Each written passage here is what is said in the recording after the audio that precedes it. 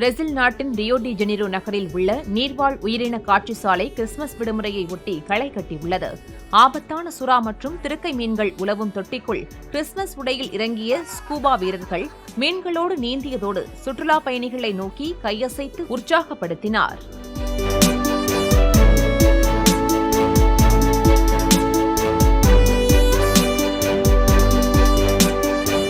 Christmas விடுமுறையில் மீன் காட்சியகத்தை பார்வையிட வந்திருந்த சிறுவர்கள் சுறா உள்ளிட்ட மீன்களை கண்டு ரசித்ததோடு மீன் காட்சிய தொட்டிக்குள் நீந்தி உற்சாகப்படுத்திய சாண்டா கிளாஸுடன் சேர்ந்து புகைப்படம், வீடியோ, செல்ஃபி எடுத்து மகிழ்ந்தனர்.